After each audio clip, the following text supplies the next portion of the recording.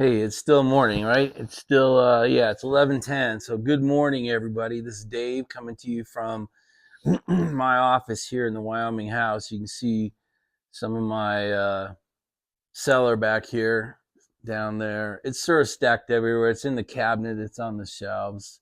It's not nearly as organized as my paddock. I've got about a 10 by 15 space here allocated by the wife, and I do not have a paddock out here yet. Now I've got a beautiful second house, a guest house, about a quarter mile down the property, and the downstairs is set up as a 6 stall horse barn, and the upstairs is a 2 bedroom, 2 bath house or apartment. So maybe this summer, I got to get the snow out of here. You can't do anything over there in the wintertime, but maybe I'll set up a Wyoming paddock because I am enjoying the hell out of the Maryland paddock, that's for sure. So anyway, I really just wanted to say good morning. I just wanted to talk to you guys. I really didn't do any video yesterday. I did a lot of video capture um, while driving. Um, Luckily, there was really nobody on the road, so the chance of me hitting anybody was zero. And if there was a car around me, I didn't video really. But I just want to say hi to you guys, and I thought I'd show you my carry here in Wyoming. We have constitutional carry, which means anybody can carry no matter what. There are no rules. You can carry open on your hip. You can carry concealed. You don't need a license. In fact, you don't even notify the state or the county that you want to do it. There's no licensing anymore. So I think 23 states have gone constitutional carry. I'll look that up. That's something we should know. We should know that factually. So I'll do a better job and actually do some research on that. But constitutional carry means anybody can carry a weapon, and you can carry it on your hip where everybody can see it, and you can carry it concealed either way. So that's the way we do it here in Wyoming. And I thought I'd show you. I've shown it before, but there's so many new people to the channel. I thought I'd show you what I carry. So I carry this on my hip at all times.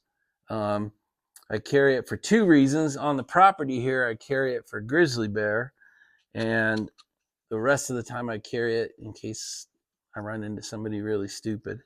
So it is. This is my Glock. It's my Glock 20 Gen 5. It is 10 millimeter. It's what the locals recommend as a bear gun. I went in to buy a 45. I was going to carry a 1911 45 ACP. That's what I'm used to for knockdown power. But they said a 10 millimeter with hard case bullets actually has a lot more knockdown power and a lot more penetration power. So I carry these. So these are hard nose or hard case. It will in fact stop a grizzly. That's kind of what they're designed for. So I carry one clip or one magazine of this, and I've labeled it bear. And so the other thing I carry on my hip, I carry a dual magazine, spare mag. This is on the other hip. So I'm right handed with the weapon. So this is on my right hip and this is on my left. And I keep it clearly labeled because I do not want to make the mistake. I mean, trust me, bear load will take care of a human, but I prefer, if I'm got a bear problem, I prefer not to shoot. I shoot 9-point hollow point. I mean, Jesus, Dave, 10 millimeter hollow points for the human side of the world, and I carry 10 millimeter hard case for the bear. So that's what I carry. This is with me at all times here in Maryland. So when I'm working out on the property, and this time of year is actually the most dangerous. So we are pretty much in the last couple of days of March, and the male grizzly bears have started to emerge from their hibernation caves, and they are pissed off, angry, lonely, and hungry. And there's no getting away from one if you let it get close. Now, I have no intention or desire to shoot an animal. That'd be the last thing I want to do. But as I said in one of my earlier videos, intentions don't matter. Results matter. And if you're getting run down by a male grizzly bear who intends to eat you, doesn't matter if you intend to harm an animal or not, you need to put it down. So that's why I carry. But again, I have no intention of harming an animal.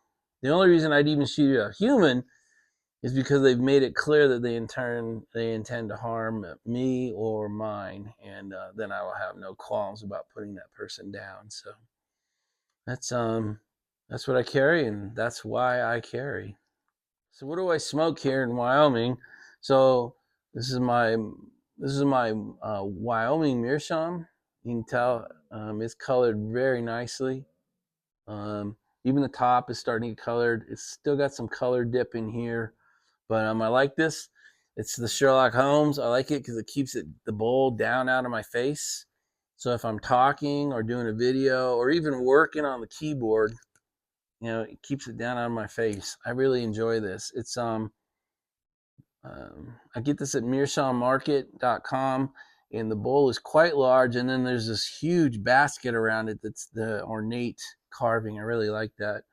So what am I smoking? What's my first smoke here in Wyoming? One of my favorites, Ken Byron's Burley Morning Pipe. So I like that whole line, Ken Burley Morning Pipe. I like EMP Early Morning Pipe. Anyway, I just those are some of my favorites. So that's what I'm smoking today. Let's see, I've done one bowl already, and then for a long time, for months, I was a Bic man, and then you guys started sending me fancy. These guys started sending me fancy lighters. Like Greg sent me that beautiful, and I'm always saying thank you, Greg. But here in Wyoming, I'm still a Bic man.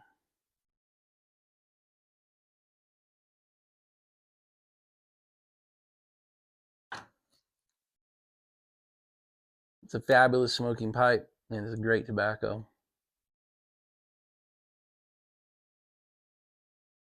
So I thought I'd give you a little summary yesterday. You guys saw I gave you the video summary last night,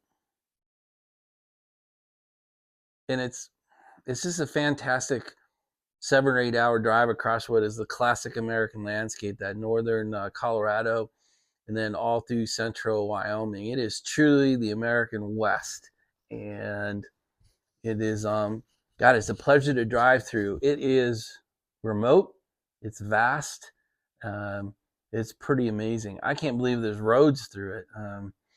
But the path is, it takes 2 hours to get from Denver, downtown Denver, where my son lives, and I pick up Ranger. 2 hours from there to Laramie, Wyoming, which is where I touch I-80. Sometimes Waze will send me I-25 all the way to I-80, and you just make a big square. But if the traffic's not too bad on the state roads, it sends me more diagonally. So that's what I did yesterday. So it's basically 2 hours to Laramie, and then from Laramie to Rawlings is all I-80. And this time of year, that is really tricky. It's closed probably half the time due to wind. And even yesterday, it's about, I'd say it's about 80 miles. And so it's about an hour and 10, somewhere between an hour and 20 to get from Laramie to Rawlings. And then Rawlings is the halfway point. Well, yesterday, getting from Denver to Rawlings, we had two major malfunctions on the road. One, I ran into the Waze didn't tell me about. I ran into a one-lane road situation out in the middle of nowhere in Colorado. And what they had done is they were doing 4 or 5 miles of maintenance on the road, and they had closed one side of it. And so they were doing that. You had to wait for the pilot car. Then the pilot car would come get you, and then they'd drive you through it. And we probably sat for 30 minutes, engine off, just waiting for the pilot car to bring the other direction through, and then to pick us up and drive 30 miles an hour for those 5 or 10 miles. It was brutal. It probably added an hour to the day. And then on I-80 westbound, ran into this huge traffic jam. We were rolling at maybe 10 miles an hour. And as we eventually worked up to it, it was one truck driving, it was hauling a massive, it looked like a massive generator or something that was as wide as the highway. It was 2 lanes wide and had 4 or 5 pilot trucks around it doing wide load. But we were running between 4 and 20 miles an hour for over an hour. And then finally they pulled off and let like the 1,000 cars and trucks that had built up let us by. But that probably cost us close to another hour. So by the time I got to Rawlings, I was almost 2 hours behind schedule. Not good. So, but Rawlings is the halfway point. We exit, we turn north out of Rawlings off I-80, and that's the last we see of the interstates. So once we turn north out of Rawlings, we have an hour-long trip, drive on 2-lane state routes. We don't make any turns. We just drive straight north from Rawlings to what's called Muddy Gap Junction. There's literally nothing there but a gas station and a T junction, and I take the left and I go out the bottom of the T. And but that's really where you start seeing the real wilds of Wyoming. You see the thousands of acres with one horse on it, the thousands of acres with 4 cows on it. You see one house every 10 miles. I mean, those are hardcore people that can live like that. But we make the left at uh, Muddy Gap Junction, and then that's the most remote part from Muddy Gap Junction to Lander, Wyoming, which is a pretty good sized town, actually. It's about the same size as Jackson, Wyoming. You're out in the middle of nowhere. I mean, it's there's just nothing there. There's really no towns or anything. There's a couple of small Indian towns, but they've largely died. There's nothing open there anymore. All the stores and gas stations and everything are closed as you cross through the Indian reservations. And you come into Lander, and it's a bit of a surprise. The first time I drove through Lander, I was a little bit shocked. I mean, traffic lights, a real downtown. There's car dealerships, there's Toyota dealerships, there's big, huge super Safeway, lots of restaurants. And I showed you in the video some of the older town. It's a nice looking town. And then at that point, you're 6 hours into the trip, and you got 2 hours to go. And from Lander, you just keep going straight. You don't make any turns. You just go straight on out, and eventually you come to Du Bois. And yeah, I'm saying it the way it's supposed to be said, Du Bois. And at Du Bois, I'm 1 hour from home, and man, that's when I start feeling good. But that's when Du Bois is when you start heading up the mountains, and you're truly on the eastern side of the Rockies. And the road just kind of gets more and more mountainous until you get to the top of Togety Pass. Togety Pass is 10, 11,000 feet, and then I'm only 25 miles from home. You drop down the other side, and you just cruise home from there. So that was a super great trip. I can't complain about any part of the day. I got up at 4:30, and what I expected out of the U.S. transportation system is a lot.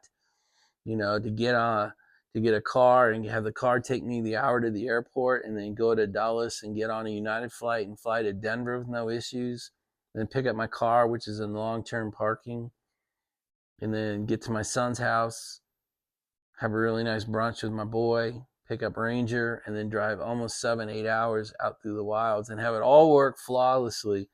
It's a pretty tiring day, but it was a good day. I can't complain about a single part of it.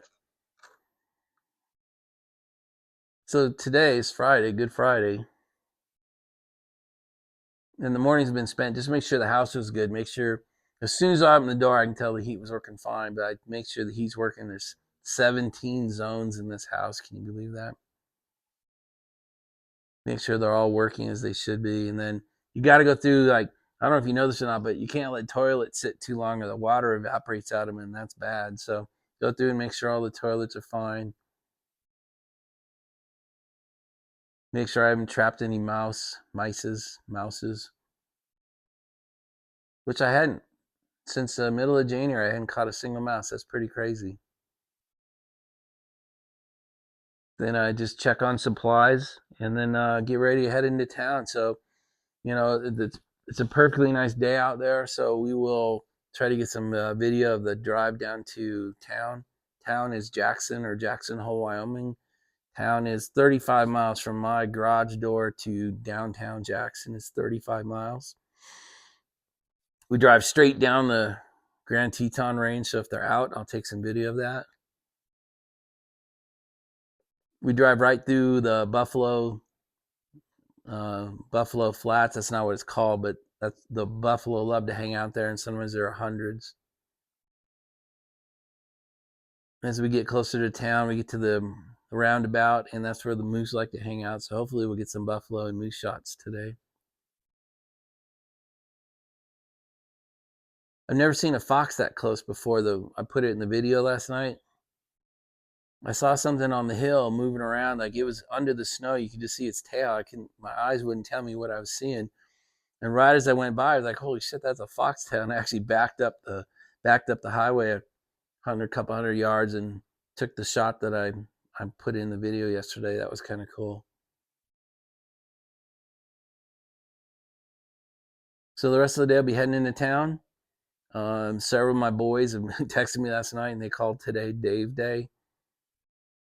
So we'll sit in the lounge and have some cigars this afternoon. My buddy who runs the cigar shop has got probably 5 or 6 boxes saved for me, so I'll get those, and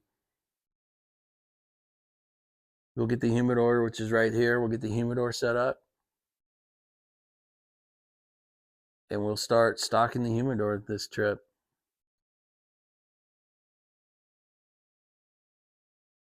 You know, come back up here around 7, 8 o'clock, take a shower, watch some TV, and that'll be the day. It's a pretty typical day in this kind of winter time. So I've made so many friends down in town just going to the cigar lounge, and every day go down and have a couple cigars with a couple different guys. It's just fabulous friendships. So that's really it. I think I'm going to shut up, put all this together, and say, hope you guys have a good Friday. And, if I can, I'll get some shots. If I get some great shots, I'll do another video tonight when I get home. If not, we'll do another vid tomorrow. Talk to you later, guys. Bye.